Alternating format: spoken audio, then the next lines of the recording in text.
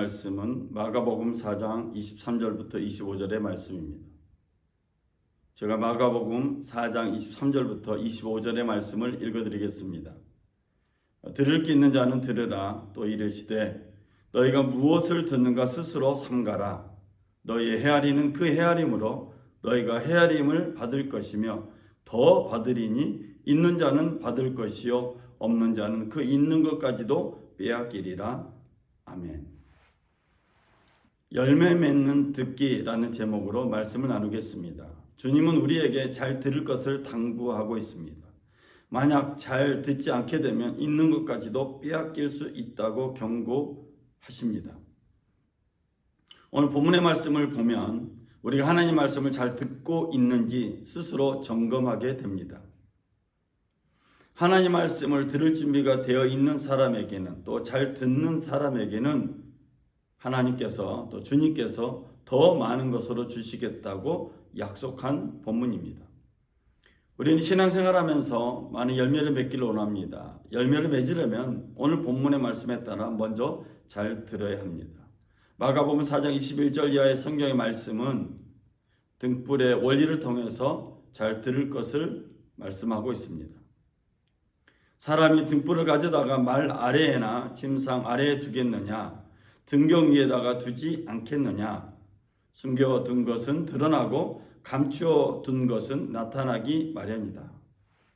에디슨이 1879년 10월에 탄소 필라멘트를 이용해서 40시간 이상 꺼지지 않는 전구를 발명하기 전까지는 사람들은 등불을 이용했습니다. 등불을 켜서 등경 위에 올려놓았습니다. 높은 곳에 올려놓으면 올려놓을수록 그 주변이 환하게 드러났고 환하게 비춰졌기 때문입니다. 이 등불의 원리, 또 등불의 비유를 통해서 우리는 잘 들어야 됨을 깨닫게 됩니다. 등불은 하나님 말씀을 상징하는데 등불을 등경에 올려놓은 것처럼 하나님 말씀을 우리가 올려놓게 되면 우리의 삶 가운데 하나님의 뜻이, 계시가 밝게 드러난다는 뜻입니다. 등불을 등경에 둔다는 것은 그러므로 하나님 말씀에 집중한다는 것입니다. 오늘 본문의 말씀을 다시 한번 우리가 세번역 성경을 읽어보면 너희는 새겨들어라. 너희가 대질하여 주는 만큼 너희에게 대질하여 주실 것이요 덤으로 더 주실 것이다. 가진 사람은 더 받을 것이요 가지지 못한 사람은 그 가진 것마저 빼앗길 것이다. 하나님은 우리가 열매 맺기를 원하십니다. 그래서 하나님 말씀에 우리가 감동될 때 하나님은 더 많은 것으로 채워주십니다. 하나님의 방식은 은혜가 있는 사람에게 더 준다는 것입니다.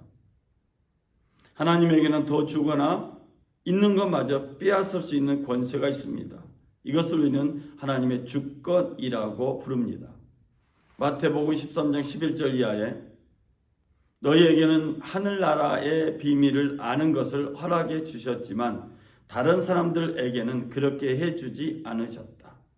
가진 사람은 더 받아서 차고 남을 것이며 가지지 못한 사람은 가진 것마저 빼앗길 것이다.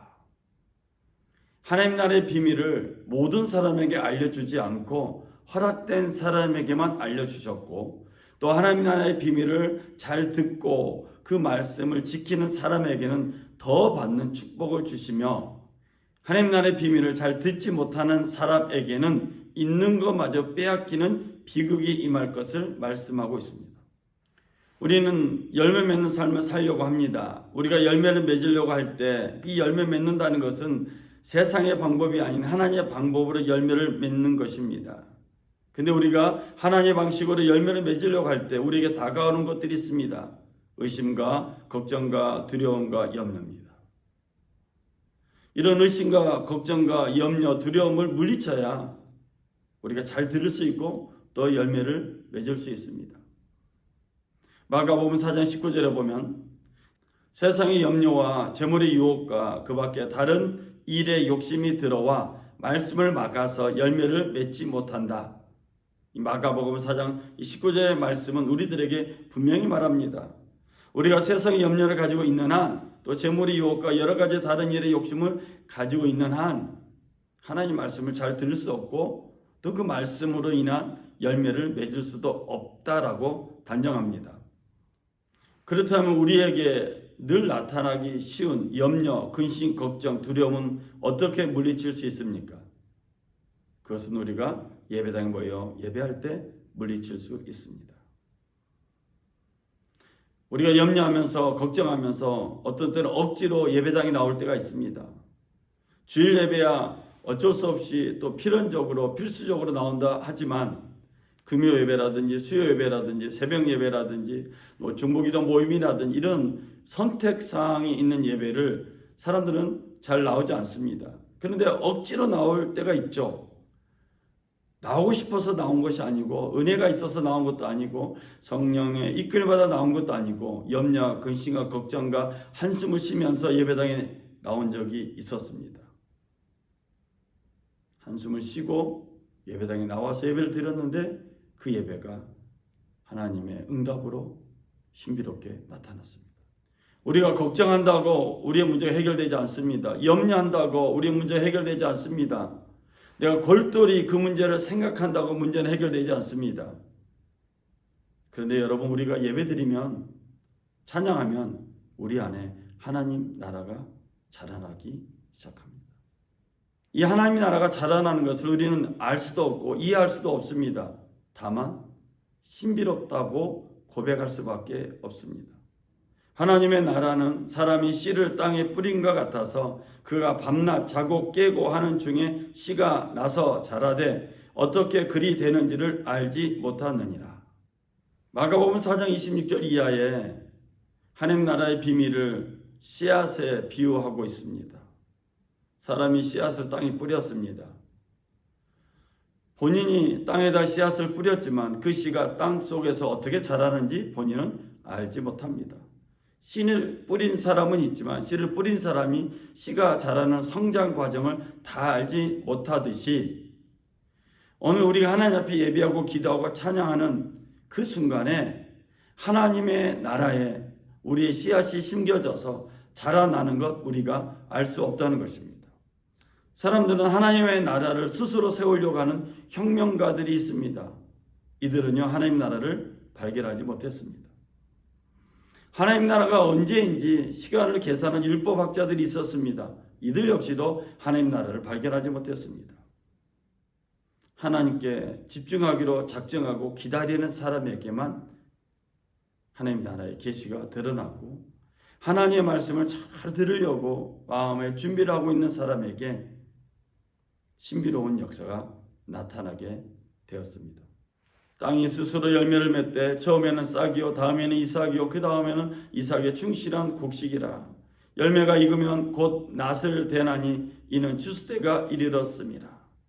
이 마가복음 4장 28절 이하의 말씀을 읽어보면 염려와 걱정과 두려움으로 예배를 드리고 하나님 앞에 나왔지만 그럼에도 불구하고 어렵게 믿음의 씨앗을 뿌렸고 찬양의 씨앗을 뿌렸고 기도의 씨앗을 심었는데 놀랍게도 하나님은 응답해 주셨다는 것입니다.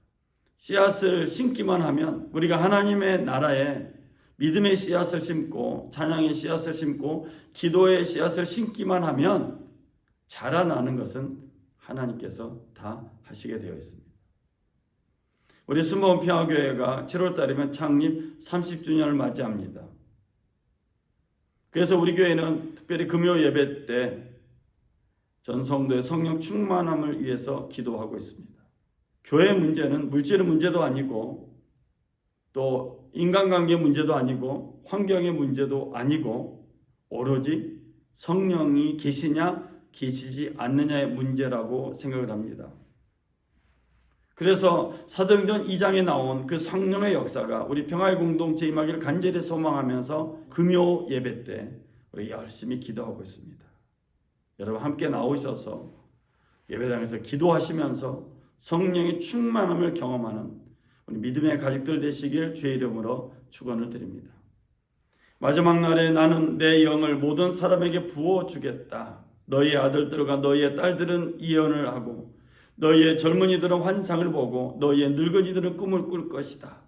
그날에 나는 내 영을 내 남종들과 내 여종들에게도 부어주겠으니 그들도 예언을 할 것이다. 예언하고 환상을 보고 꿈을 꾼다. 이런 다양한 성령의 역사가 우리 예배를 통해서 우리 가운데 임하기를 간절히 소망하고 있습니다. 우리가 어떤 기술을 가지고 은사를 가지고 금요 예배를 드리는 것이 아닙니다. 하나님을 향한 하나님의 말씀을 듣고자 하는 열망을 가지고 열매 맺기를 간절히 소망하면서 하나님의 말씀을 듣기를 열망하면서 금요 예배에 나오고 있습니다. 우리가 열심히 기도하고 하나님께 간구합니다. 하나님의 주권을 흔듭니다. 하나님의 감동되기를 간절히 원하며 기도합니다. 하나님께서 우리에게 성령을 선물로 주실 것을 기대하고 있습니다. 우리는 금요 예배 때 또 주일 예배 때 수요예배 때 열심히 기도하면서 우리 교회에 성령의 시대가 시작되고 있음을 감지하고 있습니다. 우리의 능력이 아닌 성령님을 인정하고 의지하고 환영하고 있습니다. 성령께서는 저와 여러분 또 우리 성도들을 위해서 대신 간구하시는 분입니다. 성령께서는 우리에게 말씀을 통해서 우리에게 하나님의 음성을 들을 수 있게 하십니다. 성령의 음성을 잘 듣기만 하면 하나님의 응답은 반드시 나타납니다. 이와 같이 성령께서도 우리의 약함을 도와주십니다. 우리는 어떻게 기도해야 할지도 알지 못하지만 성령께서 친히 이루다 말할 수 없는 탄식으로 우리를 대신하여 간구하여 주십니다. 사람의 마음을 꿰뚫어 보시는 하나님께서는 성령의 생각이 어떠한지를 아십니다. 성령께서 하나님의 뜻을 따라 성도를 대신하여 간구하시기 때문입니다. 같이 모여 예배하는 것 너무나 신비롭습니다. 함께 기도하고 찬양한다는 것 더욱더 신비롭습니다. 저는 오늘 마가복음 4장을 통해서 열매 맺는 듣기라는 제목의 말씀을 나눴습니다. 우리 평화의 가족들 모두가 믿음의 가족들 모두가 열매 맺기를 바라면서 하나님의 말씀을 잘 들었으면 좋겠다 이런 마음으로 성령의 음성을 들으며 말씀을 전하였습니다. 현대인들에게 예배나 기도나 찬양은 보잘것없는 겨자씨와 같을 수 있습니다. 첨단의 시대에 온 세상들이 첨단 장비로 가득 차 있고 날마다 새로운 첨단 장비가 등장하고 있는 이 신비로운 시대에 시간 내서 예배당에 나가서 기도한다는 것, 예배 드린다는 것, 찬양한다는 것, 참 어떻게 보면 시대에 뒤떨어진 방식처럼 보일 수 있습니다. 그런데 여러분 아십니까? 보잘것없는 겨자씨 같은 하나님의 말씀 속에서 창조를 발견하면 상상하지 못한 일을 경험하게 된다는 것. 겨자씨 하나가 같으니 땅에 심길 때에는 땅 위의 모든 씨보다 작은 것이로되 심긴 후에는 자라서 모든 풀보다 커지며 큰 가지를 내나니 공중의 새들이 그 그늘에 깃들일 만큼 되느니라. 우습게 여겼던 아주 작은 씨앗 겨자씨 한 알이 땅에 심겨져서 엄청난 존재가 된 것을 마가복음은 증언하고 있습니다. 저는 영상으로 예배드리고 있는 믿음의 가족들과 우리 평화의 가족들이 이제는 영상으로 예배 드리는 것으로 만족하지 말고 예배당으로 가서 예배 드리기를 간절히 부탁을 드립니다. 함께 예배한다는 것, 함께 찬양한다는 것, 함께 기도한다는 것은 나 혼자 예배 드리고 또 우리 가족끼리 예배 드린 것과 다른 엄청난 에너지와 엄청난 은혜를 경험하게 됩니다. 특별히 창립 30주년이 되는 온갖 풍파를 이겨내고 견디어내고 그리고 우뚝 서서 여전히 평화의 복음을 증거하고 있는 우리 몸된 교회의 예배는 또 다른 하나님의 은혜가 있습니다. 여러분, 열매 맺는 삶을 살기 위해서 하나님의 말씀을 잘 들으시고 잘 들으려면 예배당에 나와서 기도하고 찬양하며 함께 하나님의 영광을 보기를 간절히 원합니다. 그래서 있는 것 빼앗기는 인생 되지 말고 덤으로 더 받는 인생, 더 풍족해지는 삶이요 믿음의 삶이 되시길 주의 이름으로 축원을 드립니다. 기도하겠습니다. 사랑의 주 하나님 아버지, 열매 맺는 듣기라는 제목으로 말씀을 나눴습니다. 우리는 열매 맺기를 원하면서 하나님의 말씀을 듣기보다는 세상의 정보나 세상의 음성을 듣기를 더 원했습니다. 주님, 우리에게 다시 하나님의 말씀에 집중할 수 있는 은혜를 허락하여 주시고 이 예배당에 모여서 함께 예배하고 기도하고 찬양함으로 위로부터 내리는 하나님의 큰 권세와 능력을 경험하는 창조의 영으로 채워지는 은혜를 허락하여 주옵소서. 오늘 영성을 예배드리는 모든 믿음의 가족들에게 한량없는 하나님의 은혜가 임하게 하여 주시고 이번 한 주간도 성령 이끌받는 열매 맺는 삶, 하나님의 말씀을 들음으로 열매 맺는 매일매일이 되게 하여 주옵소서. 우리 예배를 받으신 주님께 감사드리며 우리 주 예수 그리스도 이름으로 기도드렸습니다. 아멘. 우리 하나님께 영광의 박수 드리겠습니다. 감사합니다.